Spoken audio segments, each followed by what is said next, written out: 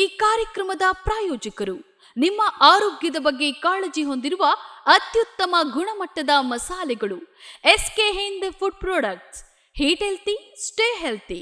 ದೇಹಕ್ಕೆ ಆರೋಗ್ಯ, ಮನಸ್ಸಿಗೆ ಉಲ್ಲಾಸ ನೀಡಬಲ್ಲ ಹಣಪಾನೀಯಗಳು, ನೈಸರ್ಗಿಕ ಶಕ್ತಿ, ಸರಿಸಾಟಿ ಇಲ್ಲದ ರುಚಿ.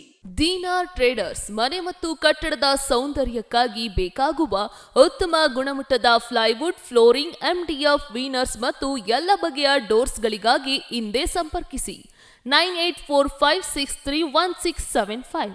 ನ್ಯಾಷನಲ್ ಹ್ಯಾಂಡಿಕ್ರಾಫ್ಟ್ಸ್ ಮನೆಯ ಸೌಂದರ್ಯಕ್ಕೆ ಬೇಕಾಗುವ Maharaja sofa set, dining and dressing table set, cot, divan, rocking chairs ಹಾಗೂ ಇನ್ನು 10 ಹಲವು ಬಗೆಯ ಫರ್ನಿಚರ್ಸ್ಗಳಿಗಾಗಿ ಇಂದೇ ಭೇಟಿಯನ್ನ ನೀಡಿ.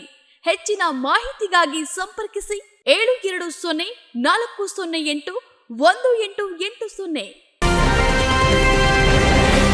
ಪ್ರೈಮ್ ನ್ಯೂಸ್ಗೆ ಸ್ವಾಗತ. ನಾನು ಪವಿತ್ರ ಗೌಡ. ಮೊದಲಿಗೆ ಹೆಡ್ಲೈನ್ಸ್. ರೇಖೇಶ್ ವಿರುದ್ಧ ಅಕ್ರಮ ಆಸ್ತಿ ಗಳಿಕೆ ಪ್ರಕರಣ, ಸುಪ್ರೀಂ ಕೋರ್ಟ್ ಮೆಟ್ಟಿಲೇರಿದ ಯತ್ನಾಳ್, ಕಾನೂನು ಹೋರಾಟ ಮುಂದುವರೆಸುವ ಕುರಿತು ಸಂದೇಶ ರವಾನೆ. ಹರಿಯಾಣ ಬಿಜೆಪಿಯಲ್ಲಿ ಅಸಮಾಧಾನ ಸ್ಫೋಟ, ಸಚಿವ ಸ್ಥಾನಕ್ಕೆ ರಾಜೀನಾಮೆ ನೀಡಿದ ರಂಜಿತ್ ಚೌಟಾಲಾ ಪಕ್ಷೇತರ ಅಭ್ಯರ್ಥಿಯಾಗಿ ಸ್ಪರ್ಧಿಸಲು ನಿರ್ಧಾರ. ರಾಜಕೀಯ ರಂಗದ ಲೈಂಗಿಕ ದೌರ್ಜನ್ಯ ತನಿಖೆಯಾಗಬೇಕು, ತೊಂದರೆಗೀಡಾದ ಮಹಿಳೆಯರು ಹೊರಗೆ ಬಂದು ಪ್ರತಿಭಟಿಸಬೇಕು. ಬಿಜೆಪಿ ಮಹಿಳಾ ಮೋರ್ಚಾ ರಾಜ್ಯಾಧ್ಯಕ್ಷೆ ಸಿ ಮಂಜುಳಾ ಖರೆ. ಎಲ್ಲ ಗುತ್ತಿಗೆಗಳನ್ನ ಅದಾನಿ ಹಾಗೂ ಅಂಬಾನಿಗೆ ಯಾಕೆ ನೀಡಲಾಗ್ತದೆ? ಪ್ರಧಾನಿ ಜನತೆಗೆ ಕ್ಷಮೆ ಕೋರಬೇಕು, ರಾಹುಲ್ ಗಾಂಧಿ ಆಗ್ರಹ. ದೆಹಲಿ ಅಬಕಾರಿ ನೀತಿ ಪ್ರಕರಣ, ಅರವಿಂದ್ ಕೇಜ್ರಿವಾಲ್ ಜಾಮೀನು ಅರ್ಜಿ ತೀರ್ಪು ಕಾಯ್ದಿರಿಸಿದ ಸುಪ್ರೀಂ ಕೋರ್ಟ್. ಸಿಬಿಐ ಬಂಧನವನ್ನ ಪ್ರಶ್ನಿಸಿ ಕೇಜ್ರಿವಾಲ್ ಸಲ್ಲಿಸಿದ ಅರ್ಜಿ ವಜಾ. ಕರ್ನಾಟಕ ಉಪಮುಖ್ಯಮಂತ್ರಿ ಡಿಕೆ ಶಿವಕುಮಾರ್ ವಿರುದ್ಧದ ಆದಾಯ ಮೀರಿ ಆಸ್ತಿ ಗಳಿಕೆ ಪ್ರಕರಣದ ಅರ್ಜಿಯನ್ನು ಹೈಕೋರ್ಟ್ ವಜಾಗೊಳಿಸಿದ ಕೆಲವೇ ದಿನಗಳಲ್ಲಿ ಇದೀಗ ಸುಪ್ರೀಂ ಕೋರ್ಟ್ಗೆ ಮೇಲ್ಮನವಿ ಸಲ್ಲಿಕೆಯಾಗಿದೆ. ಬಿಜೆಪಿ ಶಾಸಕ ಬಸನಗೌಡ ಪಾಟೀಲ್ ಯತ್ನಾಳ್ ಸುಪ್ರೀಂ ಕೋರ್ಟ್ ಮೆಟ್ಟಿಲೇರಿದ್ದು ಕಾನೂನು ಹೋರಾಟ ಮುಂದುವರಿಸುವ ಸಂದೇಶವನ್ನು ರವಾನಿಸಿದ್ದಾರೆ. ಅಕ್ರಮ ಆಸ್ತಿ ಗಳಿಕೆ ಪ್ರಕರಣ ಸಂಬಂಧ ಡಿಕೆ ಶಿವಕುಮಾರ್ ವಿರುದ್ಧದ ಸಿಬಿಐ ಪ್ರಕರಣ ಹಿಂಪಡೆಯುವ ಸರ್ಕಾರದ ನಿರ್ಧಾರವನ್ನು ಪ್ರಶ್ನಿಸಿ ಯತ್ನಾಳ್ ಹೈಕೋರ್ಟ್ಗೆ ಅರ್ಜಿಯನ್ನು ಸಲ್ಲಿಸಿದ್ದಾರೆ. ಈ ಅರ್ಜಿಯನ್ನ ಆಗಸ್ಟ್ 29ರಂದು ಹೈಕೋರ್ಟ್ ತಿರಸ್ಕರಿಸಿತ್ತು. ವಿಚಾರಣೆಯ ಬಳಿಕ ಅರ್ಜಿಯನ್ನ ವಜಾ ಮಾಡಿದ್ದ ಹೈಕೋರ್ಟ್ ರಾಜ್ಯ ಸರ್ಕಾರ ಮತ್ತು ಸಿಬಿಐ ನಡುವಿನ ಪ್ರಕರಣವನ್ನು ಸುಪ್ರೀಂ ಕೋರ್ಟ್ ತೀರ್ಮಾನಿಸಲಿ ಎಂದು ಅಭಿಪ್ರಾಯವನ್ನು ಪಟ್ಟಿತ್ತು. ಸುಪ್ರೀಂ ಕೋರ್ಟ್ ವಿಚಾರಣೆ ನಡೆಸಿದ್ರೆ ಸೂಕ್ತ ಎಂದು ಹೈಕೋರ್ಟ್ ಪೀಠ ಅಭಿಪ್ರಾಯವನ್ನು ವ್ಯಕ್ತಪಡಿಸಿತ್ತು. ಈ ಹಿನ್ನೆಲೆಯಲ್ಲಿ ಇದೀಗ ಯತ್ನಾಳ್ ಸುಪ್ರೀಂ ಕೋರ್ಟ್ಗೆ ಅರ್ಜಿಯನ್ನ ಸಲ್ಲಿಸಿದ್ದಾರೆ. ಹರಿಯಾಣ ವಿಧಾನಸಭಾ ಚುನಾವಣೆಗೆ ಬಿಜೆಪಿಯ ಮೊದಲ ಪಟ್ಟಿ ಬಿಡುಗಡೆಗೊಂಡ ಬೆನ್ನಲ್ಲೇ ಬಿಜೆಪಿ ನಾಯಕರಲ್ಲಿ ಅಸಮಾಧಾನ ಭುಗಿಲೆದ್ದಿದೆ. ಹರಿಯಾಣ ಕ್ಯಾಬಿನೆಟ್ ಸಚಿವ ಚೌಧರಿ ರಂಜಿತ್ ಸಿಂಗ್ ಚೌತಾಲಾ ಅವರು ಸಂಪುಟ ಸಚಿವ ಸ್ಥಾನಕ್ಕೆ ರಾಜೀನಾಮೆಯನ್ನು ನೀಡಿದ್ದಾರೆ.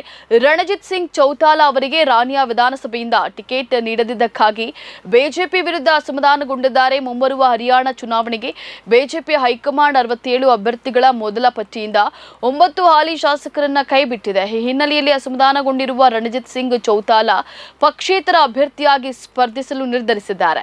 ಯಾವುದೇ ಬೆಲೆ ತೆತ್ತಾದರೂ ನಾನು ರಾನಿಯಾ ಅಸೆಂಬ್ಲಿಯಿಂದ ಚುನಾವಣೆಗೆ ಸ್ಪರ್ಧಿಸುತ್ತೇನೆ ಎಂದು ಚೌಟಾಲಾ ಹೇಳಿಕೆಯಲ್ಲಿ ತಿಳಿಸಿದ್ದಾರೆ.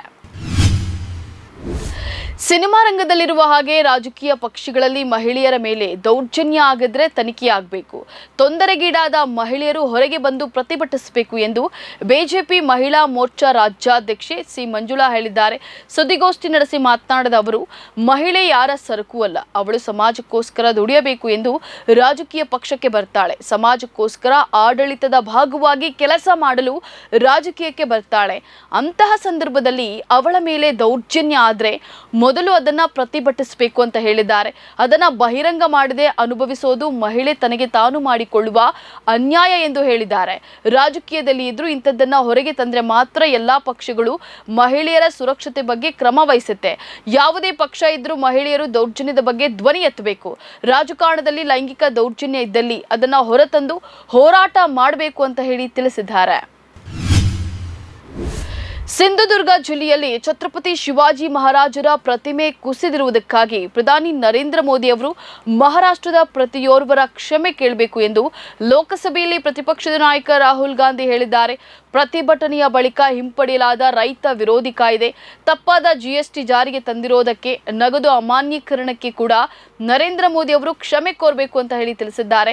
ಶಿವಾಜಿ ಪ್ರತಿಮೆಯ ನಿರ್ಮಾಣದ ಗುತ್ತಿಗೆಯನ್ನ ಅರ್ಹತೆ ಇಲ್ಲದ RSS ಕಾರ್ಯಕರ್ತನಿಗೆ ನೀಡಿರುವುದಕ್ಕಾಗಿಯೇ ಅಥವಾ ಪ್ರಕ್ರಿಯೆಯಲ್ಲಿ ನಡೆದಿರುವ ಭ್ರಷ್ಟಾಚಾರಕ್ಕಾಗಿಯೇ ಎಂದು ರಾಹುಲ್ ಗಾಂಧಿ ಪ್ರಶ್ನಿಸಿದ್ದಾರೆ. ಎಲ್ಲಾ ಗುತ್ತಿಗೆಗಳನ್ನ ಅದಾನಿ ಹಾಗೂ ಅಂಬಾನಿಗೆ ಯಾಕೆ ನೀಡಲಾಗ್ತದೆ? ಅವರು ಕೇವಲ ಇಬ್ಬರು ವ್ಯಕ್ತಿಗಳಿಂದ ಸರ್ಕಾರ ನಡೆಸುತ್ತಿದ್ದಾರೆ ಯಾಕೆ ಅಂತ ಹೇಳಿ ಅವರು ಪ್ರಶ್ನಿಸಿದ್ದಾರೆ.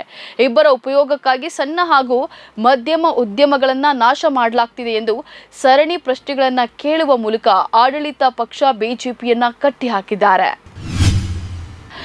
ದೆಹಲಿ ಅಬಕಾರಿ ನೀತಿ ಪ್ರಕರಣದಲ್ಲಿ ಬಂಧನಕ್ಕೆ ಒಳಗಾಗಿರುವ ದೆಹಲಿ ಮುಖ್ಯಮಂತ್ರಿ ಅರವಿಂದ್ ಕೇಜ್ರಿವಾಲ್ ಅವರ ಜಾಮೀನು ಅರ್ಜಿ ತೀರ್ಪು ಸುಪ್ರೀಂ ಕೋರ್ಟ್ ಕಾಯ್ದಿರಿಸಿದೆ. ಪ್ರಕರಣದ ವಿಚಾರಣೆ ವೇಳೆ ಕಳೆದ 2 ವರ್ಷಗಳಲ್ಲಿ ಸಿಬಿಐ ನನ್ನನ್ನು ಬಂಧಿಸಲಿಲ್ಲ, ಆದರೆ ಇಡೀ ಪ್ರಕರಣದಲ್ಲಿ ಜಾಮೀನು ಪಡೆದ ಬಳಿಕವೇ ನನ್ನನ್ನು ಬಂಧಿಸಿದೆ ಎಂದು ಕೇಜ್ರಿವಾಲ್ ಪರ ವಕೀಲ ಅಭಿಷೇಕ್ ಮನು ಸಿಂಗ್ ವಿವಾದಿಸಿದ್ದಾರೆ. ಅರವಿಂದ್ ಕೇಜ್ರಿವಾಲ್ ಅವರನ್ನ ಮಾರ್ಚ್ 21ರಂದು ಜಾರಿ ನಿರ್ದೇಶನಾಲಯ ಬಂಧಿಸಿದೆ. ಅದಾದ ಬಳಿಕ ಚುನಾವಣೆ ವೇಳೆ ಮಧ್ಯಂತರ ಜಾಮೀನು ನೀಡಿದ ಕೋರ್ಟ್ ಕೇಜ್ರಿವಾಲ್ ಮತ್ತೆ ಜೂನ್ 2ರಂದು ಶರಣಾಗುವಂತೆ ಕೋರ್ಟ್ ತಿಳಿಸಿತ್ತು. ಈಗಾಗಲೇ ಸಿಬಿಐ ಬಂಧನವನ್ನ ಪ್ರಶ್ನಿಸಿ ದೆಹಲಿ ಹೈಕೋರ್ಟ್ಗೆ ಕೇಜ್ರಿವಾಲ್ ಸಲ್ಲಿಸಿದ ಅರ್ಜಿ ವಜಾಗೊಂಡಿದೆ. ವಿಚಾರಣಾ ನ್ಯಾಯಾಲಯಕ್ಕೆ ಅರ್ಜಿ ಸಲ್ಲಿಸುವಂತೆ ಹೈಕೋರ್ಟ್ ತಿಳಿಸಿದೆ. ಇವಿಷ್ಟು ಈ ಕ್ಷಣದ ನ್ಯೂಸ್ ಅಪ್ಡೇಟ್ಸ್. ಸಮಾಜಕ್ಕಾಗಿ ನೋಡ್ತಾ ಇರಿ ಕನ್ನಡ 1 ನ್ಯೂಸ್. ನಮಸ್ಕಾರ.